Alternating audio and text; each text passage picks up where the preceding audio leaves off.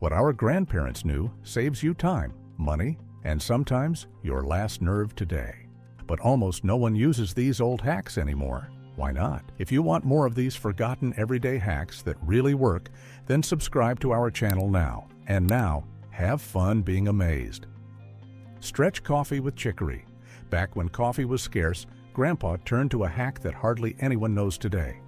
He mixed roasted chicory into the coffee grounds. No caffeine, but a bitter, earthy flavor that made the coffee fuller and rounder. The mixture lasted twice as long. Chicory brings a touch of sweetness, adds depth, and saves real money. Today, it's a secret tip for connoisseurs with foresight. Back then, it was necessity. Today, it's genius. Preserve eggs with mineral oil. Back then, there was no freezer on the farm, yet the eggs stayed fresh for weeks. The hack was simple and brilliant. Mineral oil. Grandpa warmed it slightly, rubbed each egg with it, and stored them cool, pointed side down. The oil sealed the shell, keeping air and germs out. So a fragile natural product became a supply for half a year. Today, many smile at it. Back then, it was a survival hack. And honestly, it somehow feels like real common sense. Cook potatoes faster with nails. When things had to go fast, Grandpa had a hack ready that's almost forgotten today. He stuck clean nails into the potatoes before they went into the oven, just like that, right in the middle. Metal conducts heat right to the inside of the tuber, so they didn't just get soft on the outside, but cooked through from the inside too. In half the time, a blessing for hungry kids and full tables. And proof of how simple genius can sometimes be. Fix wobbly chair legs with wood glue. A wobbly chair leg was never a reason to throw it away for Grandpa, but a clear case for him. He could smell it when wood was coming loose. A dab of glue, a fitting piece of wood clamped overnight. The next morning, the chair stood like new. Just with a steady hand, patience, and the knowledge that you don't just replace things, but preserve them. It was never tinkering, it was attitude. And today, it's a small act of rebellion against the throwaway society. Bind broom from twigs. A plastic broom never entered Grandpa's house. It was built himself from hazel twigs, freshly cut, bundled, tightly tied.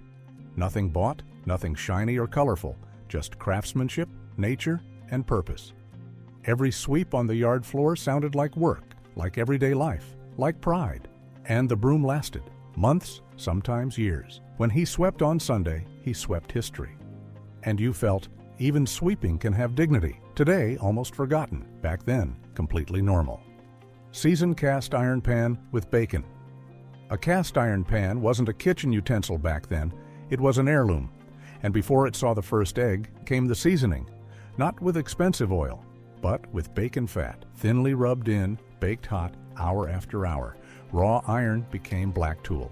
Shiny, indestructible, ready for decades. Every fry refined it further, and eventually, not just the fat stuck, but also memory. Today, they call it patina. Grandpa called it simply a well-made pan. Replace seal on dripping faucet. When Grandpa's faucet dripped, he was in the kitchen less than an hour later with pliers and a new seal. No cursing, no call to the plumber. Just a quick reach under the sink, 2 turns, and the thing was tight again. A tiny rubber disc, but it decided between peace or drip. Today, we let it run for months. Back then it was, do it right away, then it's done. And sometimes that was the difference between everyday life and annoyance. Make draft stopper yourself. When it drafted through the door in winter, Grandma got the sewing box. An old curtain, some sand, an hour later it lay there. The draft stopper. Heavy, simple, homemade. It kept the warmth in, the wind out, and the house a bit cozier. Some even had buttons as eyes, a little fabric dachshund with big effect. And again it shows, the best solutions don't rustle, they just lie there. Build compost bin from wood and wire. It stood behind the chicken coop. 3 boards, some wire, that's all it needed. The compost heap was Grandpa's treasure chamber. Apple peels, coffee grounds, old leaves. Everything went in, nothing was wasted. Turned with the pitchfork, waited with patience. And eventually it didn't smell like waste anymore, but like earth, dark, warm, alive. For the beds that was gold. Today, they call it sustainable. Back then, they called it completely normal. Hide valuables behind drawer. A safe never stood in Grandpa's living room. Instead, an envelope was taped to the back of the drawer, inconspicuous, flat, secure. There lay emergency funds, wedding ring, sometimes a letter. No thief looks behind the drawer. They only grab the obvious. Grandpa knew that. He knew not just screws and nails, but also heads. His hiding place was unassuming and clever. Today, we think of alarm systems. Back then, you thought ahead. And sometimes a piece of tape is the best insurance. WD-40 against yellowed plastic furniture. When the garden chair turned gray, Grandpa didn't turn to ads, but to the workbench. A spray of WD-40, an old cotton cloth, and the plastic shone again, like in the first summer. Not new, but dignified. The color returned. The surface looked alive, almost proud. Today, we replace. Back then, you restored. And sometimes a small gesture is enough to hold off transients for a moment. Make detergent yourself. Grandma mixed her detergent herself. A grater, a piece of coarse soap, a handful of washing soda. Done was the powder that got everything clean. Without perfume promises, without plastic packaging, just active ingredient and scents. The laundry smelled like nothing because it was simply clean, and the skin didn't itch because no one profited from it. Today, that's DIY. Back then, it was every day, and somehow also a quiet protest against the promise that expensive equals better. Grandma knew better. Keep bread fresh in ceramic. In Grandpa's kitchen, the bread never lay in plastic. It lived in the ceramic pot, heavy, simple, with lid. There it stayed fresh for days, the crust crisp, the inside soft-like on the first morning. The clay walls breathed. They kept the climate balanced. Today, they call it breathable. Back then, it was simply logical. Whoever shaped bread with their hands preserved it with respect, too. And the ceramic pot did its part. Make bird feed with pine cones. In winter, Grandma hung small pine cones in the apple tree, coated with peanut butter, rolled in seeds, lovingly tied. No feeder from the catalog, but just forest, kitchen, and handwork. The tits came first, then sparrows, sometimes a robin. They pecked gratefully, fluttered wildly, left tracks in the snow, and Grandma stood at the window. It was care, for the small that lives, for what doesn't cry but freezes, and that's beautiful to this day. Vinegar for fluffy eggs. Grandma beat her eggs with a small hack. A touch of vinegar went in.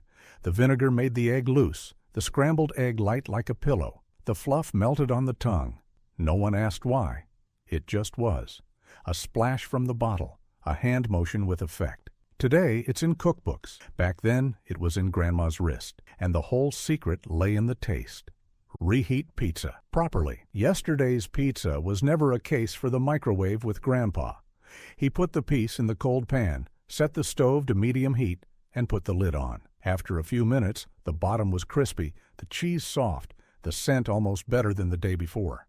One tasted, whoever reheats it right doesn't eat leftovers, but memory. Use pasta water in sauces.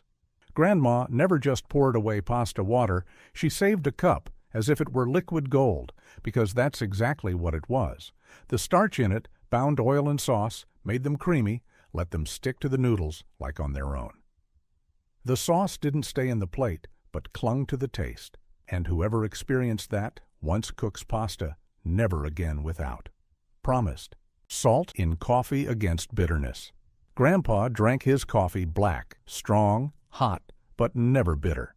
His secret was tiny, a pinch of salt. This took the sharpness from the coffee, gave it depth, and made it round. Whoever tries it once understands immediately. One tastes more, not less. And suddenly, even the cheapest coffee at the kitchen table is better than the expensive one from the to-go cup. Keep potatoes white with water. When peeling was done at Grandma's, the potatoes didn't go on the plate, but first into water. Cold water, up to the brim. So they stayed white instead of turning gray. Oxygen didn't get to them, so no spots. Whoever took it precisely added a splash of vinegar. That smelled like preparation, like Sunday roast, like time. Back then they said simply, "Don't let them get air." And it worked. Make meat crispy through starch. When Grandpa fried meat, nothing stuck in the pan. It sizzled, crackled, and turned golden brown. The hack was invisible, a touch of starch, simply dusted over, not breaded. The moisture gave way, the crust came, crispy outside, tender inside. Whether chicken, pork, or strips, even the simplest got character. And the kitchen smelled of it even before the plate was on the table. Don't burn. Butter. Grandma never let butter burn. She added a splash of oil or melted it slowly until the pure separated from the rest. She had no thermometer, just a feeling for the right moment. Today we Google smoke point. Back then you smelled it. And whoever fries with clarified butter once understands. The best hacks sound quiet, but taste loud.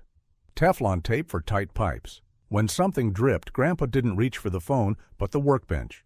A strip of Teflon tape cleanly wrapped around the thread, clockwise as it should be. 2 layers sufficed. Then screwed, tightened, tight. Back then, it lay next to the pliers. Today, you search for it on the hardware store shelf under 10 names. But the principle remains. When water runs, but not where it shouldn't, often a reach-back helps. Raised bed from old tires. Old tires lay in the yard, for others trash, for Grandpa a bed. He stacked them, filled them with soil, planted tomatoes in. The rubber stored heat, the soil stayed moist long. The work went easier, the vegetables grew earlier. It needed only tires, compost, and a bit of patience. And whoever asked got an answer with dirt on the hands. Whoever uses things instead of throwing them away has more to harvest in the end. That's how it was, and that's how it remains. Hang pictures straight with level. When Grandpa hung a picture, it hung straight, exactly. The level lay on top of the frame, the bubble centered, the gaze calm. He didn't estimate, he checked, with a calm hand, clear intention, and the will that things find their place. A picture should hang, not wobble. And sometimes setting a nail was more meditation than hand motion. Precision was for him no technique, but attitude.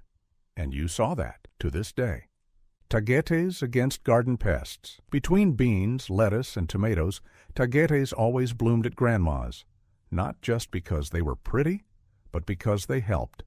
Their scent disturbed aphids, their roots kept nematodes in check. She knew that without ever reading a garden book. Whoever planted tagetes had to spray less often, and the soil thanked it. It was defense with color, and a garden that helped itself was for her no miracle, but healthy common sense in bloom. Use lawn clippings as mulch. The lawn clippings didn't go in the bin with Grandpa. They stayed in the garden, between the beans, under the pumpkin, around the perennials, thinly spread, lightly dried. They held moisture, damped weeds, fed the soil. No cycle was lost, nothing wasted. You smelled the clippings days later when the sun burned on them. And Grandpa said only, "Let it lie, that helps more than you think." And how right he was, to this day. Keep deer away with soap. At the forest edge, they knew how to help themselves. Deer ate the roses until Grandma put soap in old socks and hung them on the fence posts. Lavender, lemon, rosemary, as long as strong in scent. The animals stayed away. It smelled strange, but it worked. Whoever plants smart protects smart. And sometimes you don't need a gun for it, just a washcloth with character. That's how soap became a guard. And sometimes a hack became an understanding. Drive away mosquitoes with sage. When the summer evening came and the mosquitoes with it, Grandpa got no spray but sage, a few dried leaves, lit, then just smoke. The scent was warm, spicy, almost sacred. The mosquitoes disappeared as if someone had blocked their way. No buzzing anymore, no searching for the fly swatter, just embers, peace, and time. Sage was protection and mood at once, and whoever sat by the fire with this smoke knows how simple deterrence can be. Remove weeds with vinegar between the paving joints. The green sprouted as if it wanted to blast the stones, but Grandpa didn't reach for chemicals, but the vinegar bottle. Clear acid, clear matter. A splash on the leaves, midday in the sun, and the weed collapsed within hours. The smell rose into the nose, biting, honest, direct. Whoever gardens like that needs no warning label. Just a calm hand, some patience, and the firm will that order goes quietly too. Aerate soil with digging fork. When the soil was hard as cement, Grandpa took the digging fork. not for digging up, but for letting breathe. Zap, into the soil, gently rock, onto the next stab. The soil loosened, the life underneath awoke. Water flowed better, roots found space. That's how he prepared the garden, determined and thorough. Today they call it soil management. Back then they called it knowing what plants need and acting before they cry. Banana peels for butterflies. Back then, you didn't throw away banana peels, you put them in the garden, simply like that, on a stone or a board, and suddenly there was life. Butterflies came in colorful colors, weightless and greedy for the sweet scent of the fermenting peel. A free feast from the fruit basket. Sugar, energy, nature. Whoever does that today notices quickly. It doesn't take much to attract beauty. Just a bit of patience and the courage to let things lie. Aluminum foil against birds. In garden, Grandpa took a few old aluminum foil strips, knotted them on a string, and hung them over the strawberries. When the wind came, they fluttered like little flashes. The light twitched, the rustling irritated, and the birds turned away. Expensive nets were unnecessary. A bit of foil, cleverly used, sufficed completely. That was clever farmer logic. And the strawberries stayed where they grow until someone picked them by hand. Store tools in sand and oil. Grandpa had no rusty spade, never. In the corner stood an old tin bucket filled with sand and a good splash of oil. After work, he simply stuck the tools in. The sand rubbed off the dirt, the oil protected from moisture, so they stayed sharp, clean, and ready for use. That was craftsmanship with sense. And every tool smelled of work, not of forgetting.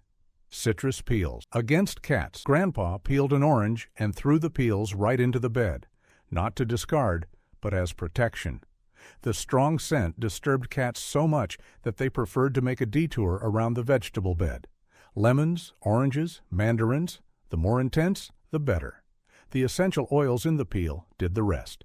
So the lettuce stayed unscathed and the soil without scratch marks. A hack that worked completely without noise. Simple, effective, and cleverly thought. Catch wasps with sugar water and vinegar. On the garden table stood Grandma's jam jar, but not filled with strawberries. Water, sugar, a splash of vinegar. The wasps came as expected. The scent lured. The way in was easy, the way out not. Bees kept distance. They didn't like the vinegar. So the cake stayed undisturbed, the coffee calm, the picnic peaceful. It was a jar with effect, a hack that worked because it was understood, not bought. Cinnamon against fungal infestation on plants. When mold grew on the flower soil, Grandma didn't reach for chemicals. She reached for the cinnamon shaker. A fine pinch on the soil, and already there was peace. The scent was warm, almost Christmassy, but for fungi it was the end. Even the fine roots thanked it, for the cinnamon protected without irritating. Sometimes even the neighbor came over and asked for the secret magic powder. It was simply cinnamon and a portion of experience. Rub tomato stems with sandpaper. Grandpa didn't pet his tomatoes, he rubbed them with sandpaper, very gently from bottom to top every morning. The stems became strong like little muscle packs in the bed. No wind could knock them over anymore. The plant felt resistance, and it grew with attitude, without fertilizer, without miracle drink, just with feeling and a rough strip. That's how the tomato learned steadfastness before it had to bear fruit. And Grandpa grinned because he knew what he was doing. Warm house shoes with hair dryer. When outside the frost crunched, Grandma reached for the hair dryer. No heating blanket, just warm air blown into the house shoe. 30 seconds per foot, then slip in. Close eyes. Feel good? The warmth rose from below, spread like an embrace. That's how the day began, with a smile. The effort was small, the effect big. Simply done, with feeling, and a hairdryer that could do more than just dry hair. Soda tab for double hanger. From an empty cola can, something was still made back then. The tab snapped off, slid over the hanger hook, and already a second hanger hung below. Space saved, cleverly combined. Pants and shirt, skirt and blouse, neatly stacked instead of squeezed. A small hack for big effect in the closet. Whoever knew it, used it. Whoever saw it, marveled. And it all started with a piece of aluminum that would otherwise just land in the trash. That's how you thought practically and foresightedly. Thermo insoles in winter. When the frost crept under the door, Grandpa cut insoles from old felt scraps, with scissors, by feel, precisely fitting for every shoe. Warm from below, soft when walking. The feet stayed dry, the heart calm. No complaining about clammy toes. And whoever worked outside knew warmth starts with the step. Wax against sticking drawers. When a drawer stuck, Grandma didn't get the toolbox. She took a candle stub, rub over once along the rails, and already the wood ran like greased. The hack was simple, effective, and always at hand. Even the old buffet cabinet in the living room got its piece back that way. Wax was the small miracle that brought big relief, and every time it slid again, a quiet smile was guaranteed. Comb as finger protection. When hammering, Grandpa had many hacks, but this one was especially clever. When it came to hammering, he took an old comb, clamp nail, fingers away, hit on it. Zap, in. No bandage, no cursing. The comb lay always at hand on the workbench, between screwdriver and rope. Whoever watched, learned. Whoever imitated, marveled. So simple, so effective, and the thumb stayed whole. In a world full of smart devices, that was perhaps the smartest helper of all. Made of plastic and sense. Chew gum when cutting onions. When Grandma cut onions, she chewed gum, not out of habit, but out of sharp sense. The chewing let her breathe through the mouth, kept the tears away. The air didn't go through the nose, where the irritating onion vapors otherwise did their mischief. Instead of tearing eyes, there was concentrated work and fresh thoughts. A simple kitchen wonder. And whoever knew that cut their onions like a pro, without sobbing, but with style. Spaghetti as candle lighter. When the candle was deep in the lantern, Grandpa reached for spaghetti, not for eating, but as an extended match replacement. A dry noodle, lit at the tip, brought the flame safely to the wick. The spaghetti burned slowly and reliably, without burning fingers or ruining wax. Simple, clever, and always at hand. A kitchen secret that brought warmth in dark hours. Whoever knew this hack lit candles with style and composure. Refresh rolls in the microwave. Was the roll from yesterday hard, Grandma reached for the damp cloth and wrapped it in. Into the microwave, warm briefly, and suddenly it was soft again, almost like freshly baked. The crust didn't get crispy, but the inside flattered the tongue. A small knack that saved leftovers and saved the breakfast table. It was simple, quick, and showed how to get more out of the day with little effort. A piece of kitchen cleverness that remains. Thanks for sticking around this far. If you want to learn more of these practical old hacks, then subscribe to our channel and click the bell. That way you won't miss any more valuable ideas that make your everyday life easier. Share the video with friends who love such tips too. Until next time, stay clever, stay curious.